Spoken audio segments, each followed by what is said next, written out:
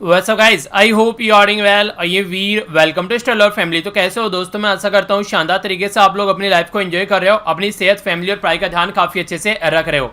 आज का जो लेक्चर है यहाँ पर इंपॉर्टेंट डे के साथ में स्टार्ट करेंगे, फिर आगे आप लोगों को क्विज देखने को मिलेगा और उसके बाद में फिर हम लोग न्यूज़ पर फोकस करेंगे। वीडियो के एंड में फिर से एक क्विज होगा, उससे ये पता चलेगा ये वीडियो आप लोगों ने कितने अच्छे से सुनी है।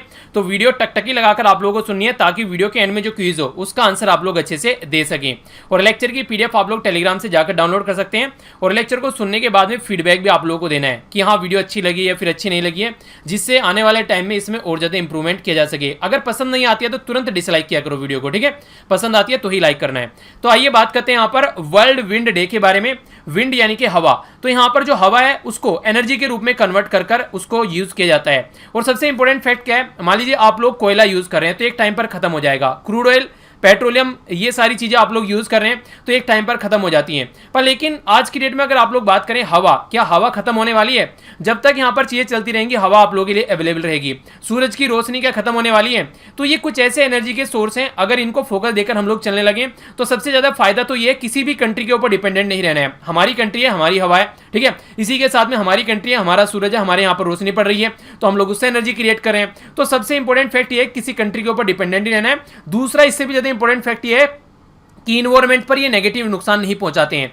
तो इसीलिए यहाँ पर कितना ज्यादा लार्ज स्केल पर हम लोग यहाँ पर विंड को अच्छे से यूज कर सकते हैं। तो वर्ल्ड विंड डे जो है यहाँ पर इसको ग्लोबल विंड डे के नाम से भी जाना जाता है। तो 15 जून को ये डे सेलिब्रेट किया जाता है। बेसिकली अवेयरनेस फैलाई जाती है विंड एनर्जी के बारे में कि किस तरीके से आप लोग विंड एनर्जी को इफेक्टिवली यूटिलाइज कर सकते हैं। विंड एनर्जी जो है वो एक तरीके से जो एनर्जी है यहाँ पर एक तरीके से उसको बोल सकते हैं कि ये वर्ल्ड को चेंज करने का काम कर सकती है, क्योंकि ये जो रिन्यूएबल एनर्जी है इसको किसी के ऊपर डिपेंडेंट रखने की कोई जरूरत नहीं है। और हमारी कंट्री में अगर आप लोगों से पूछा जाए कि कहां सबसे ज्यादा जो विंड एनर्जी बेसिकली क्रिएट की जाती है तो सदर्न इंडिया में, जैसे तमिलनाडु राज्य हो गया, ठीक है? तो ये वाले राज्य जो है यहाँ पर आप लोगों को विंड एनर्जी ज्यादा देखने को मिलेगी। तो क्योंकि वहां पर कोस्टल एरिया हो गए तो हवा जो है वो काफी तेजी से चलती है, तो विंड एनर्जी का अच्छा खासा क्रिएशन वहां पर हो जाता है। तो ये जो 15 जून है यहाँ पर ये अवेयरनेस फैलाने के लिए बेसिकली है कि किस तरीके से जो नेचुरल फॉर्म ऑफ एनर्जी है वो एनर्जी सिस्टम को एक शेप दे सकता है और इकोनॉमी के पॉइंट ऑफ व्यू से भी और सोसाइटी के पॉइंट ऑफ व्यू से भी ये इंपॉर्टेंट है। तो इस तरीके से भी इसके बारे में बात की जाती है। यहाँ पर एक इंपॉर्टेंट फैक्ट यहाँ पर यह है कि यूरोपियन जो विंड एनर्जी एसोसिएशन है उसके द्वारा डे स्टेब्लिश किया गया था 2007 में, और फिर आगे चल के 2009 में यूरोपियन विंड एनर्जी एसोसिएशन ने यहाँ पर ग्लोबल विंड एनर्जी काउंसिल के साथ में मिलकर इसको और ज्यादा अच्छे से सेलिब्रेट करने की बात की। और तब से लेकर यहाँ पर ग्लोबल विंड डे या फिर ये वर्ल्ड विंड डे हम लोग सेलिब्रेट कर रहे हैं अच्छे से अवेयरनेस फैलाने के लिए। तो इंपॉर्टेंट डे था, इसके बारे में आप लोग का आइडिया होना चाहिए। आगे चलते हैं।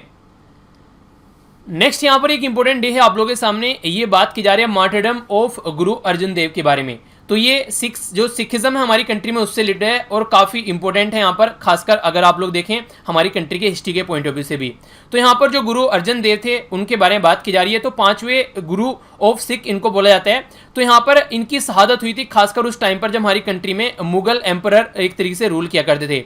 जहांगीर थे उस टाइम पर मुगल एम्परर, और उनके द्वारा यहाँ पर क्या किया गया, सिख गुरु को यहाँ पर डेथ सेंटेंस एक तरीके से दिया गया, ठीक है? तो यहाँ पर जब यहाँ पर ये बेसिकली इसको शहादत के रूप में सेलिब्रेट किया जाता है तब से लेकर, तो ये बात की जा रही है 1606 के टाइम की, ठीक है? तो इसके बारे में आप लोग याद रखिएगा, ये 16 जून 1606 से तब तक इसको यहाँ पर सेलिब्रेट किया जाता है। एक बात आप लोगों को देखने को मिलेगी जो सबसे अच्छी मुझे लगती है सिखिज्म के बारे में अगर आप लोग बात करें। देखिए आप लोगों ने देखा होगा गुरुद्वारे में आप लोग जाते हैं, ठीक है? वहां पर हर एक रिलीजन के लोग आप लोगों को देखने को मिल जाते हैं नॉर्मली। वहां पर आप लोगों को सबको खाना खिलाया जाता है, आराम से अच्छी तरीके से चीजें सपोर्ट की जाती है। तो एक तरीके से जो रिलीजन है ये ह्यूमैनिटी के ऊपर बेस ज्यादा है, यानी कि इंसानियत पर ज्यादा फोकस देता है। वो प्रोटेक्ट एक तरीके से प्रोटेक्टर है ऑफ द रिलीजन, यानी कि एक तरीके से ये ऐसा भी नहीं है किसी पर्टिकुलर रिलीजन के साथ में कोई क्लेश आप लोगों को देखने को मिलता है, जैसे हिंदू और मुस्लिम की नॉर्मली आप लोगों को बात देखने को मिल जाती है। तो एक तरीके से मानवता के ऊपर ज्यादा फोकस दिया जाता है और उसी को सपोर्ट करने वाले यहाँ पर लीडर थे जिनके द्वारा ये जो रिलीजन है जिसको आगे लेकर चला गया।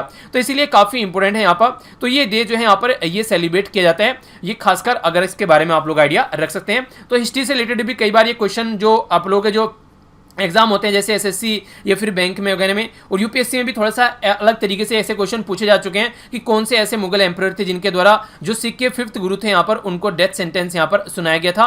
तो ऐसे क्वेश्चन भी आप लोगों से एग्जाम में बन जाते हैं, ठीक है? तो इसके बारे में आप लोग आइडिया रख सकते हैं। आइए अब आज के क्विज के ऊपर नजर डालते हैं, देखता हूँ कितना याद है आप लोगों को और कितना आप लोग भूल गए।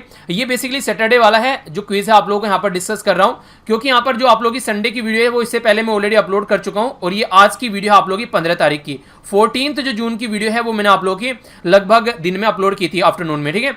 तो उसको भी आप लोग जरूर देखिएगा, क्योंकि करंट अफेयर के उसमें कुछ इंपॉर्टेंट फैक्ट थे, खासकर जैसे कि वर्ल्ड फूड प्राइस के बारे में हम लोगों ने जाना, वो सारे क्वेश्चन आप लोगों के एग्जाम में बन जाते हैं। आइए अब बात करते हैं आप जो आप लोगों से ये क्वेश्चन पूछे गए थे, इनके आंसर देख लीजिए। पहले एक बार क्वेश्चन का आंसर दीजिए, फिर आप लोगों को आंसर बताऊंगा। वर्ल्ड ब्लड डोनर डे के बारे में बात की थी, थीम क्या थी इसकी आप लोगों को ये बतानी है, और स्लोगन क्या था ये आप लोगों को बताना है। नेक्स्ट बात की जा रही है इंडियन रैंकिंग ऑफ इंस्टीट्यूशन के बारे में बात की थी, तो कौन सी मिनिस्ट्री यहाँ पर तैयार करती है। नेशनल इंस्टीट्यूशनल रैंकिंग फ्रेमवर्क ये यहाँ पर कब लॉन्च किया गया था। रमन मैग्सेसे अवार्ड को किस और नाम से जाना जाता है। ये रमन मैग्सेसे जो पर्टिकुलर पर्सन थे, थर्ड प्रेसिडेंट थे कौन सी कंट्री के, जिनके नाम पर इसका अवार्ड रखा गया है। कौन पहली पर्सनैलिटी थी जिनको ये अवार्ड दिया गया 1958 में। नेचर इंडेक्स टेबल के बारे में हम लोगों ने जाना। आप लोगों को यहां पर यह बताना है कि टॉप 5 कंट्री कौन सी है। एक तो होगी यूनाइटेड स्टेट ऑफ अमेरिका, एक होगी यूके और जापान, बाकी की 2 कंट्री के नाम गायब है, उनका नाम आप लोगों को यहां पर बताना है। इसी के साथ में यहां पर क्यूएस रैंकिंग के बारे में हम लोगों ने बात की थी, जो कि बेसिकली एजुकेशन से रिलेटेड है यहां पर, ठीक है। तो ये रैंकिंग कई बार आप लोगों से पूछ ली जाती है। तो इस रैंकिंग में टॉप पे यूएसए की एक यूनिवर्सिटी है और दूसरे नंबर पर एक और यूनिवर्सिटी है यहां पर, ये यूके की है। तो इनका नाम आप लोगों को बताना है।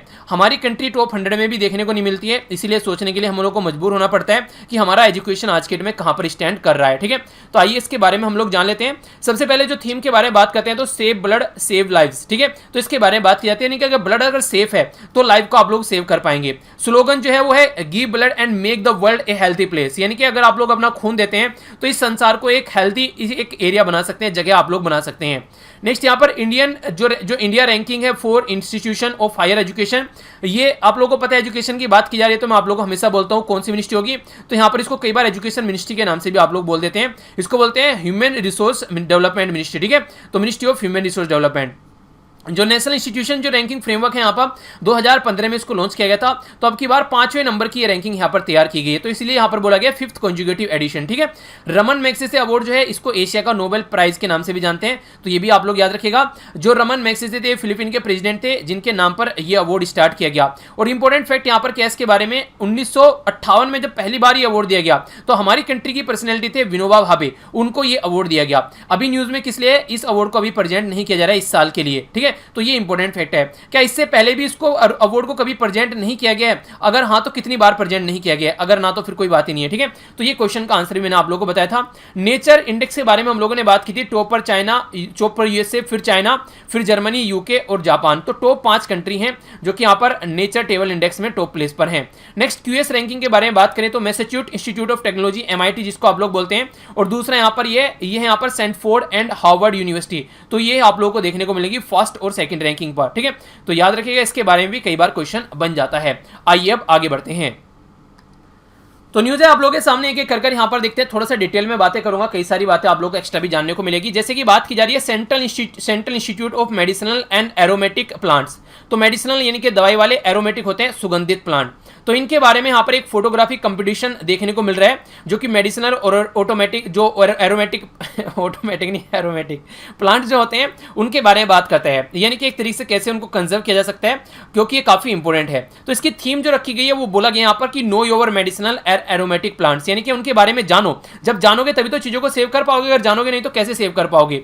तो central institute of medicinal and aromatic जो प्लांट्स हैं वो एक रिसर्च इंस्टीट्यूट है, जो कि council of scientific and industrial research, जिसको शॉर्ट फॉर्म में CSIR बोलते हैं, इसके अंडर में आता है। तो ये क्वेश्चन एक तो इंपॉर्टेंट आप लोगों के लिए बन सकता है कि ये जो यहाँ पर central institute of medical and aromatic plants है वो किसके अंडर में आता है, किसका रिसर्च इंस्टीट्यूट है। तो ये CSIR का रिसर्च इंस्टीट्यूट है, स्टेब्लिश किया गया था 1959 में, और जो इसका हेडक्वार्टर है वो लखनऊ उत्तर प्रदेश, जो कि उत्तर प्रदेश कैपिटल है, वहां पर आप लोगों को देखने को मिलेगा। साइंस और बिजनेस, मेडिसिन और एरोमेटिक प्लांट जो होते हैं उनमें बेसिकली एंगेजमेंट देखने को मिलती है। आप लोगों ने देखा होगा जो सुगंधित प्लांट्स होते हैं, फूल होते हैं, पत्तियां होती हैं, उनसे जो इत्र वगैरह भी बनाए जाते हैं, ठीक है। तो इसलिए भी यहाँ पर ये बिजनेस के पॉइंट ऑफ से भी काफी इंपॉर्टेंट होते हैं, और मेडिसिन से बनाए जाते हैं, तो उसके बारे में तो आप लोग आइडिया रख ही सकते हैं। चलिए इसी बहाने से थोड़ा सा CSIR के बारे में भी जान लेते हैं, एक्स्ट्रा इन्फॉर्मेशन है, क्वेश्चन आप लोगों से कई बार बन जाते हैं। CSIR की फुल फॉर्म है council of scientific and industrial research, short form में CSIR आप लोग बोलते हैं इसको। ये CSIR गवर्नमेंट के द्वारा सेटअप की गई थी 1942 में, यानी कि अंग्रेजों के टाइम पर इसको एस्टेब्लिश किया गया था। हमारी कंट्री के द्वारा जो फंडिंग की जाती है, कौन सी मिनिस्ट्री की जाती है फंडिंग इसकी, तो ये की जाती है साइंस एंड टेक्नोलॉजी मिनिस्ट्री के द्वारा। और ये फंडिंग तो यहाँ से निकल कर आती है, पर लेकिन ये जो ऑपरेट करती है, इसका जो वर्किंग चलता है वो सोसाइटी रजिस्ट्रेशन एक्ट 1860 के हिसाब से यहाँ पर ये ऑटोनोमस एक ऑर्गेनाइजेशन है। स्टेब्लिश किया गया था इसको 26 सितंबर 1942 में। प्रेसिडेंट जो होते हैं इसके वो होते हैं प्राइम मिनिस्टर, यानी कि एक्स ऑफिसियो। एक्स ऑफिसियो का मतलब क्या होता है, ये इंपॉर्टेंट है, आप लोगों को पॉलिटी में मैंने पढ़ाया था। इसका मतलब ये होता है कि अगर आप लोग जैसे हमारी कंट्री के प्राइम मिनिस्टर मोदी जी बने, ठीक है, तो इनडायरेक्ट वे में वो इसके प्रेसिडेंट बन गए, ठीक है। यानी कि आप लोग यहां पर ऐसे बोल सकते हैं कि प्राइम मिनिस्टर की पोस्ट मिलने की वजह से ये वो नहीं बोलते कि रुंगे में मिल गई है, ठीक है। आप लोगों ने सुना होगा दुकान पे जाते हैं कि पहले बोलने कहते हैं कि रुंगा दे दो भैया, कि हाँ आप लोगों ने इतना सामान खरीद लिया, कोई टॉफी वगैरह या फिर मूंगफली वगैरह खाने के लिए दे दो। तो ये आप लोगों ने देखा होगा पास्ट में, आज की डेट में तो हालांकि नहीं होती है चीजें। तो जैसे ही हाँ आज की डेट में भी होती है, गोलगप्पे खाने जाते हो ना, जब बोलते हो भैया गोलगप्पे खाने के बाद में बोलते हो कि भैया एक और वो क्या बोलते हैं उसको, लास्ट में नहीं मीठा लगा के वो टिकड़ी टाइप की वो दे दो भैया, तो काइंड ऑफ जो पपड़ी टाइप की जो बोलते हैं बेसिकली, ठीक है। तो वही सारी चीजें हैं यहाँ पर, तो एक तरीके से एक्स्ट्रा ये मिल जाता है। वाइस प्रेसिडेंट जो है उनके लिए भी वो भी एक्स ऑफिस यहाँ पर कौन है, वो है यहाँ पर जो हमारी कंट्री के साइंस एंड टेक्नोलॉजी मिनिस्टर होते हैं, वो इनडायरेक्ट वे में वाइस प्रेसिडेंट बन जाते हैं। हेडक्वार्टर इसका न्यू दिल्ली में है। डायरेक्टर जनरल कौन है ये आप लोगों को बताना है, किस किस एरिया में नॉर्मली काम करती है। ये कुछ एरिया है, इनके अलावा भी काम करती है ये, जैसे ocean science, life science, metallurgy, जैसे कि जो धातु विज्ञान आप लोग बोल सकते हैं, chemical, mining, food, petroleum, leather, environment science, तो इनके ऊपर स्टडी करने का बेसिकली काम करती है। तो काफी बड़ी एक रिसर्च ऑर्गेनाइजेशन हमारी कंट्री की आप लोग इसको बोल सकते हो। नेक्स्ट जो यहाँ पर बात की जा रही है, ये बात की जा रही है यहाँ पर आरोग्य पाथ के बारे में। जो आरोग्य पाथ है यहाँ पर ये CSIR, जिसके बारे में हम लोगों ने अभी डिस्कस किया, national health supply chain portal यहाँ पर बनाया गया, जो कि रियल टाइम इंफॉर्मेशन प्रोवाइड कराएगा हेल्थ केयर सप्लाई के बारे में। आरोग्य पाथ जो है बेसिकली एक वेबसाइट है जिसको बोला गया www.arogypath.in।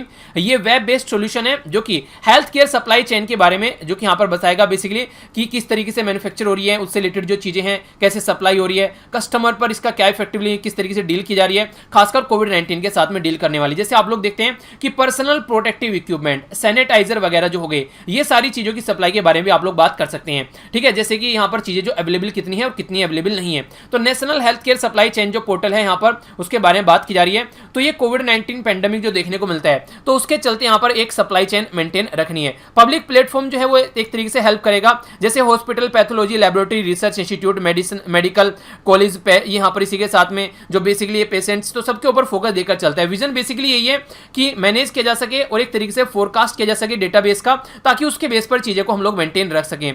तो सप्लाई को फोकस देकर यहां पर चलना है, ठीक है। तो ये कुछ इंपॉर्टेंट फैक्ट हैं जो कि आप लोग आइडिया रखिएगा। आगे बढ़ते हैं। नेक्स्ट जो न्यूज है, यहाँ पर एक पर्टिकुलर राज्य के बारे में बात की जा रही है। ये राज्य है हमारी कंट्री का उड़ीसा। उड़ीसा को एक बार आप लोग मैप में देखिए तो आप लोग जान पाएंगे, मैप आप लोग को बिल्कुल क्लियर होना चाहिए माइंड में। यहाँ पर उड़ीसा हो गया, ये वेस्ट बंगाल, झारखंड, छत्तीसगढ़ और यहाँ पर आंध्र प्रदेश टच करता है, ठीक है। तेलंगाना उड़ीसा को टच नहीं करता है, कई सारे मैप में आप लोग को देखने को मिलता है, तो गलत दिखाया जाता है, तेलंगाना टच नहीं करता है, ठीक है। तो इसके बारे में क्या न्यूज है थोड़ा सा जान लेते हैं। यहाँ पर बेसिकली एक फेस्टिवल के बारे में बात की जा रही है, जिसको राजा परबा, ये फेस्टिवल है उड़ीसा के अंदर में। तो ये एक यूनिक फेस्टिवल है 3 डे का, जो कि जो मॉनसून का जो ऑन सेट रहता है, एक तो उसके बारे में ध्यान देता है, और दूसरा जो आप लोग को देखने को मिलेगा, ये जो वुमेन हुड को बेसिकली जो अर्थ का वुमेन हुड है, यानी कि एक तरीके से मान लीजिए बारिश होती है, बारिश होने के बाद में एक अच्छा मौसम आता है, तो जो पृथ्वी है उस पर कई सारे प्रकार के पेड़ पौधे, पत्ती आप लोग को देखने को मिलती है, फूल वगैरह जो होते हैं वो पनपने लगते हैं, ठीक है। तो इस तरीके से वुमेन हुड के तरीके से इसको देखा जाता है। तो ये एक तरीके से ड्यूरिंग द टाइम जो यहाँ पर मदर अर्थ है, या फिर आप लोग जिसको यहाँ पर भूदेवी को बोलते हैं कि मेंस्ट्रुएशन साइकिल के थ्रू यहाँ पर गुजरती है। जिस तरीके से आप लोगों ने देखा होगा, ये जो साइकिल होती है, जैसे पीरियड्स होते हैं जैसे कि लड़कियों के अंदर में, तो इससे क्या होता है, हम लोग इसको डिस्कस करने से बचते हैं, ऐसा लगता है पता नहीं क्या बात कर दी है, पर लेकिन इसी की वजह से हम जैसे इंसान पैदा होते हैं, और इसी को हम लोग क्या देखते हैं, गलत तरीके से देखते हैं। पर लेकिन ये आज के डेट में अवेयरनेस फैलाई जा रही है, तो अब चीजें इनको डिस्कस करने लगी हैं। पहले ये बोलते थे पता नहीं क्या बोल दिया इसके बारे में। अभी पैडमैन मूवी आप लोगों ने देखी होगी, तो बहुत ज्यादा अवेयरनेस फैलाई जाएगी। और सबसे बुरी कंडीशन जो मुझे लगती है वो यहाँ पर पर्टिकुलर ये है कि इसकी वजह से हमारी कंट्री में बहुत सारी वुमेन जो है इन सब चीजों की वजह से बीमार होती हैं, और इसकी वजह से बहुत सारी वुमेन की जान जाती है। तो इसलिए इन सब चीजों के बारे में डिस्कस करना काफी जरूरी है, क्योंकि जान है तो जहान है, ठीक है। तो ये चीजें आप लोग याद रखिएगा। नेक्स्ट अगर बात करें यहाँ पर, तो ये एग्रीकल्चर के पॉइंट ऑफ से भी काफी इंपॉर्टेंट होता है। जैसे मानसून हमारी कंट्री में आता है, ठीक है, तो उसके लिए काफी इंपॉर्टेंट यहाँ पर ये माना जाता है। तो सेलिब्रेट किया जाता है यहाँ पर वुमेनहुड अर्थ के लिए, फोकस रहता है यहाँ पर यंग वुमेन जो वियर करती है, एक तरीके से जो वुमेन है उनको अर्थ के तरीके से दिखाया जाता है, ठीक है। आलता बेसिकली मुझे लगता है शायद वो आलता होता है कि इसको पैरों में वो लाल लाल पीला पीला से जो कलर से वो लगाया जाता है, आई थिंक। तो वही होता है आई थिंक जो मुझे लगा, क्योंकि यहाँ पर बोला गया फीट, जैसे शादी में आप लोगों ने देखा होगा, ठीक है, उसी को शायद बोलते हैं कि हाँ वो जो पैर में शायद आई थिंक वही होता है, बाकी आप लोग बताइएगा, मुझे ज़्यादा आइडिया नहीं है। तो मुझे लगा कि जो पैरों में लगाते हैं आलता जो बोला गया, तो 2 फीट में लगाते हैं, ठीक है। फिर सॉन्ग्स वगैरह गाते हैं, सॉन्ग मतलब एक तरीके से मुझे लगता है कि सजावट टाइप में, जो एक तरीके से अपने आप को एक जैसे लड़कियों को सजाया जाता है, शादी वगैरह होती है, तो उस तरीके से बेसिकली जो लड़कियों के फेस में अर्थ को दिखाने की कोशिश की जाती है कि हाँ अर्थ भी सज रही है, ठीक है। तो प्राइम मिनिस्टर मोदी जी के द्वारा ग्रीट किया गया नेशन को इस फेस्टिवल पर, तो इसके बारे में क्वेश्चन बन सकता है। तो यहाँ पर जो राजा है, यहाँ पर ये एक तरीके से संस्कृति फर्स्ट डे है, जिसको यहाँ पर असरा मंथ का एक तरीके से फर्स्ट डे बोला जाता है, ठीक है। ये बेसिकली एक तरीके से पहली राजा आप लोग इसको बोलते हैं, डे पीरियड, तो इसके पहले का जो डे होता है। हालांकि ये इंपॉर्टेंट नहीं है, पर ये जरूर याद रखिएगा, स्टेट के बारे में पूछा जा सकता है डायरेक्ट, ठीक है। तो हल्का सा आइडिया जरूर रखना। आगे बढ़ता हूं, ये भी एक थोड़ा सा इंपॉर्टेंट पॉइंट है, आप लोगों को पता है कोविड-19 के चलते जो फ्यूल है वो काफी सस्ता हो गया था बहुत सारी कंट्री के द्वारा। तो ये बोला गया बस खरीद लो, भले ही हम लोगों को पैसे ले जाओ हमसे, यानी कि पेट्रोल भी ले जाओ और एक तरीके से पैसा भी ले जाओ। तो यहां तक भी कंडीशन देखने को मिली। अब माइंड में आ रहा होगा ऐसा क्यों बोला गया, ऐसा इसलिए बोला गया क्योंकि उसको प्रिजर्व करने का जो खर्चा था वो उससे ज्यादा आ रहा था, अलग से इंफ्रास्ट्रक्चर क्रिएट करनी पड़ रही थी। तो इसलिए यहाँ पर ये काफी इंपॉर्टेंट था कि भैया इसको खरीद लो कोई ना कोई जाकर। तो इसी के बारे में बात की जा रही है। तो ऑटो फ्यूल प्राइस जो है वो अभी 6 कॉन्जिक्यूटिव डे जो है वो हाई हो गया है, यानी कि अभी इसका प्राइस बढ़ता जा रहा है। जो 3.31 जो है वो पर लीटर डीजल, ये पेट्रोल बढ़ गया है, और इसी के साथ में जो डीजल है यहाँ पर वो 3.42 के हिसाब से यहाँ पर बढ़ गया है। ये जो डीजल और पेट्रोल का जो प्राइस है ये अलग अलग फैक्टर से बढ़ता है, तो उनके बारे में थोड़ी सी बात करता हूँ। सबसे पहले जो कॉस्ट होती है, फर्स्ट कॉस्ट होती है क्रूड ऑयल, यानी कि जिसको कच्चा तेल बोलते हैं। कच्चा तेल जब हम लोग लेकर आते हैं तो हम लोग कच्चा तेल ही खरीदते हैं, जो बैरल के हिसाब से खरीद कर लेकर आते हैं। उसमें आप लोग मिट्टी का तेल, पेट्रोल, डीजल, ग्लिसरीन या जो भी और प्रोडक्ट है ये सारे निकालकर अलग अलग आप लोग निकालते हैं। यानी कि क्रूड ऑयल एक तरीके से गाढ़ा गाढ़ा काला काला तेल होता है जिसमें से सारी चीजें निकाली जाती है। तो सबसे पहला कॉस्ट जो होता है उस क्रूड ऑयल का होता है। सेकंड जो होता है यहाँ पर उसके ऊपर टैक्स लगाया जाता है सेंटर के द्वारा और फिर स्टेट के द्वारा अपना टैक्स लगाया जाता है। इसी के साथ में जो एवरीडे यहां पर चेंज होता रहता है फ्यूल प्राइस। तो इंटरनेशनल लेवल पर जो ग्लोबल मार्केट में जो फ्यूल प्राइस चेंज होता है उसके बेस पर वो मार्केट में चेंज होता रहता है, तो वहां से उसका चेंज होता है, ठीक है। तो यानी कि ऐसा नहीं है कि जो प्राइस है वो एकदम डायरेक्ट आप लोगों को देखने को मिलता है, ये डायरेक्ट प्राइस है बस, हाँ एक खरीद कर लेकर आए फिर मार्केट में बेच रहे, नहीं, वो अलग अलग तरीके से सबका अपना अपना प्राइस होता है। सेंटर का अलग, स्टेट का अलग, क्रूड ऑयल का अलग रहता है यहाँ पर। तो सबसे सस्ता क्रूड ऑयल का रहता है, फिर इसके ऊपर टैक्स लगाया जाता है जिससे महंगा हो जाता है। पहले क्या हुआ करता था यहाँ पर, ये एवरी 4th नाइट, यानी कि 2 वीक में एक बार इसको चेंज किया जाता था पहले, पर लेकिन अब क्या हो गया, अब इसको यहां पर डीरेगुलेट कर दिया गया है, यानी कि इंटरनेशनल लेवल पर जैसे ही चेंज होगा वैसे वैसे डे बाय डे के बेस पर भी इसको चेंज किया जा सकता है। तो इस तरीके से अब इसको इंप्लीमेंट किया जाता है। तो नई स्कीम जो है ये जून 16 2017 से इंप्लीमेंट किया गया, जो कि यहां पर एक तरीके से रिवाइज होता है। हर मॉर्निंग, एवरी मॉर्निंग में 6 बजे आप लोगों को एक नया प्राइस देखने को मिलेगा, उसी के बेस पर यहां पर अब चीजें होती हैं, ठीक है। जो ये शिफ्ट है यहां पर, ये एडमिनिस्ट्रेटिव प्राइस मैकेनिज्म जो है वो डायनामिक प्राइसिंग है, जो कि इंटरनेशनल जो लेवल पर यहां पर ऑयल का प्राइस अगर चेंज होता है तो उसका इफेक्ट यहां पर देखने को मिलता है, तो उसकी तरीके से यहां पर इंप्लीमेंट किया जाता है। हालांकि जो रिमेन अगर देख सकते हैं एक तरीके से ये थ्योरी में है, प्रैक्टिस में डायरेक्टली ज्यादा इंप्लीमेंट नहीं हो जाता है, पर फिर भी कुछ हद तक चीजों को इंप्लीमेंट करने की कोशिश की जाती है, ठीक है। तो इसके बारे में एक आइडिया रखिएगा, माइंड में क्लैरिटी होनी चाहिए कि चल क्या रहा है। आइए आगे चलते। नेक्स्ट यहाँ पर हम लोग चलते हैं नेक्स्ट न्यूज़ की ओर। तो यहाँ पर जो बात की जा रही है ये इंडियन गोर के बारे में बात की जा रही है, यानी कि जो बेसिकली ये एक तरीके से जानवर है, इसको गोर का नाम से जाना जाता है, ठीक है। तो ये नीलगिरी फॉरेस्ट में इसका एस्टिमेशन लगाया जा रहा है कि पॉपुलेशन इसकी कितनी है, तो वो अभी यहाँ पर स्टार्ट किया गया है, ठीक है। जो ये कंडक्ट किया गया है फरवरी में इस साल यहाँ पर कंडक्ट किया गया, तो एस्टिमेशन लगाया गया 2000 के करीब इंडियन गोर है हमारी कंट्री में, अगर इसको देखते हैं एंटायर इंडियन रीजन के अंदर में। ये वनरेबल कैटेगरी में आता है, खासकर ये इंटरनेशनल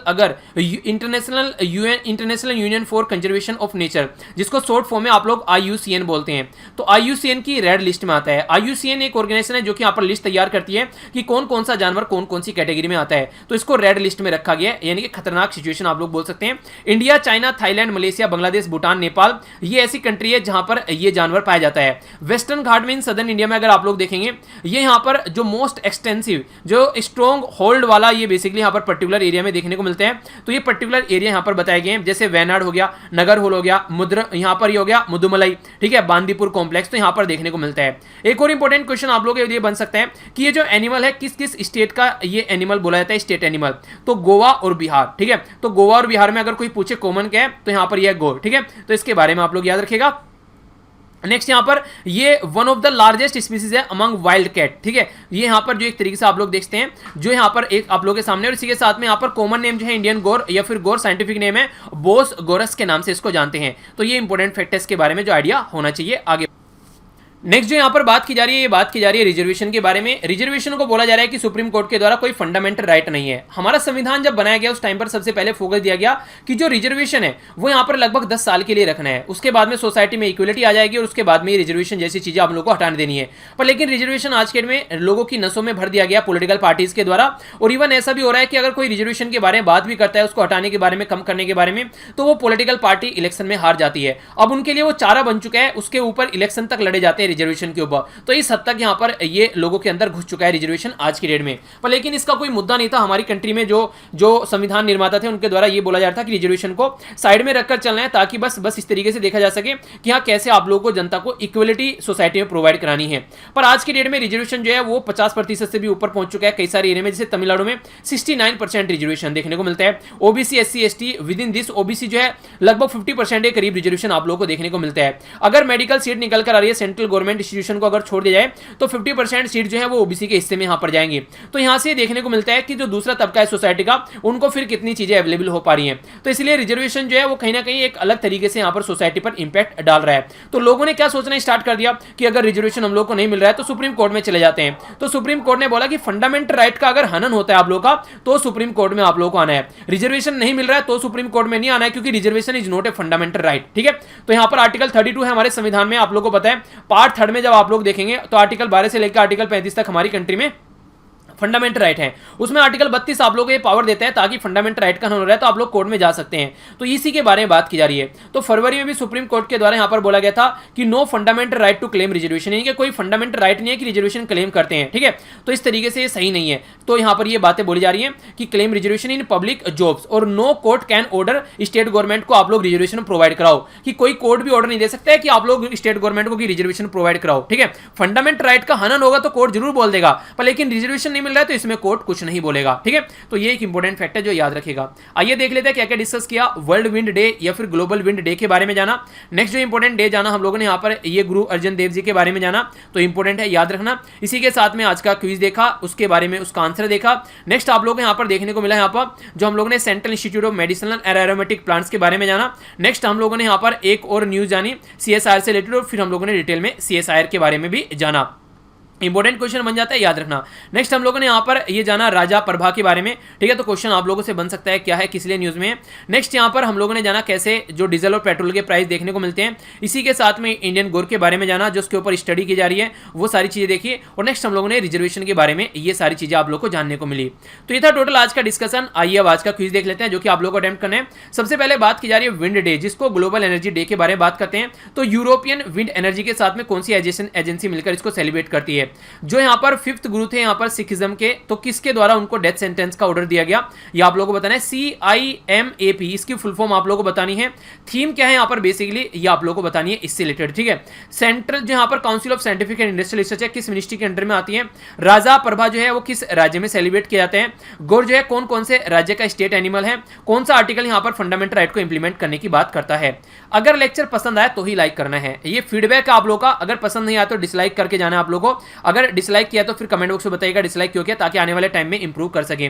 तो मिलता हूं नेक्स्ट लेक्चर में। बड़ों को नमस्ते, छोटों को प्यार, छोटी सी लाइफ है एंजॉय करो यार। तब तक के लिए जय हिंद। और हाँ, यहां से जाकर आप लोग इसकी पीडीएफ डाउनलोड कर सकते हैं। ठीक है।